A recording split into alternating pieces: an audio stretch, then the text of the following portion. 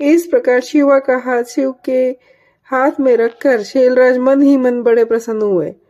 उस समय वे अपने मनोरथ के महासागर को पार कर गए थे। परमेश्वर महादेव जी ने प्रसन्न हो वेद मंत्र के उच्चारण पूर्वक गिरजा के कर कमल को शीघ्र अपने हाथ में ले लिया। मुने लोकाचार के पालन की आवश्यकता को दिखाते हुए भगवान शंकर ने पृथ्वी का स्पर्श करके काम संबंधी मंत्र का पाठ किया। उस समय वहां सब ओर से महान आनंददायक महोत्सव होने लगा। पृथ्वी पर, अंतरिक्ष में तथा स्वर्ग में भी जय जयकार का शब्द गूंजने लगा। सब लोग अत्यंत हर्ष से भरकर साधुवाद देने और नमस्कार करने लगे। गंधर्वगण प्रेम पूर्वक गाने लगे, अप्सराएं नृत्य करने लगी। हिमाचल के लोग भी अपने मन में परम आनंद का अनुभव करने लगे। उस समय महान उत्सव के साथ परम मंगल मनाया जाने लगा। विष्णु, इंद्र, देवगण आदि तथा संपूर्ण मुनि हर्ष से भर गए। तदनंतर शैलराज हिमाचल ने अत्यंत प्रसन्न हो शिव के लिए कन्यादान की यथोचित संगता प्रदान की। उनके बंधुजनों ने भक्तिपूर्वक शिवा का पूजन करके नाना विधि विधान से भगवान शिव को उत्तम द्रव्य समर्पित किया। हिमालय ने दहेज में अनेक प्रकार के द्रव्य, रत्न, पात्र, 1,00,000 सुसज्जित गोए, 1,00,000 सजे सजाए घोड़े, करोड़ों हाथी और उतने ही सुवर्ण जड़ित रथ आदि वस्तुएं दी। इस प्रकार परमात्मा शिव को विधि पूर्वक अपनी पुत्री कल्याणमयी पार्वती का दान करके हिमालय कृतार्थ हो गए।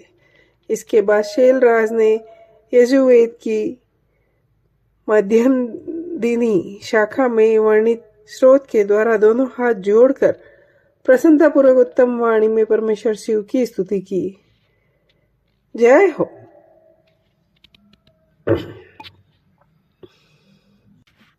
श्री शिव पुराण रुद्र संहिता खंड 3 अध्याय 48। ब्रह्मा जी कहते हैं, नारद इस समय वहां गर्गाचार्य से प्रेरित हो मीना सहित हिमवा ने कन्यादान का कार्य आरंभ किया। उस समय वस्त्र आभूषणों से विभूषित महाभाग मीना सोने का कलश लिए पति हिमवान के दाहिने भाग में बैठी। तत्पश्चात पुरोहित सहित हर्ष से भरे हुए शैलराज ने पाद्य आदि के द्वारा वर का पूजन करके वस्त्र, चंदन और आभूषणों द्वारा उनका वरण किया। उसके बाद हिमाचल ने ब्राह्मणों से कहा, आप लोग तिथि आदि के कीर्तन पूर्वक कन्यादान के संकल्प वाक्य का प्रयोग बोले। उसके लिए अवसर आ गया है। वे सब दिश्रेष्ठ काल के ज्ञाता थे, अतः तथास्तु के वे सब बड़ी प्रसन्नता के साथ तिथि आदि का कीर्तन करने लगे। तत्पश्चात प्रसन्नता पूर्वक हिमाचल ने हंसकर पूछा, शंभो, आप अपने गोत्र का परिचय दें। प्रवर, कुल, नाम, वेद और शाखा का प्रतिपादन करें।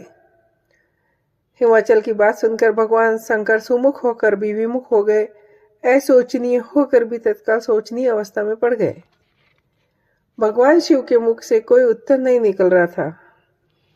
नारद जी देखकर हंसने लगे और महेश्वर का मन ही मन श्रवण करके गिरिराज से बोले, पर्वतराज, तुम मूर्ता के वशीभूत होकर कुछ भी नहीं जानते। महेश्वर से क्या कहना चाहिए और क्या नहीं। तुमने इस समय साक्षात हर से उनका गोत्र पूछा है।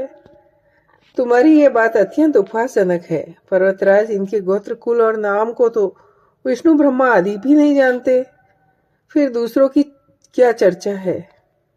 शैलराज, जिनके एक दिन में करोड़ों ब्रह्माओं का लय होता है, उन्हीं भगवान शंकर को तुमने आज काली के तपोबल से प्रत्यक्ष देखा है। इनका कोई रूप नहीं है। ये प्रकृति से परे निर्गुण परब्रह्म परमात्मा है। निराकार, निर्विकार, मायाधीश एवं परात्पर है। गोत्र, कुल और नाम से रहित स्वतंत्र परमेश्वर है। साथ ही अपने भक्तों के प्रति बड़े दयालु है। भक्तों की इच्छा से ये निर्गुण और सगुण हो जाते हैं। निराकार होते हुए भी सुंदर शरीर धारण कर लेते हैं। अनामा होकर भी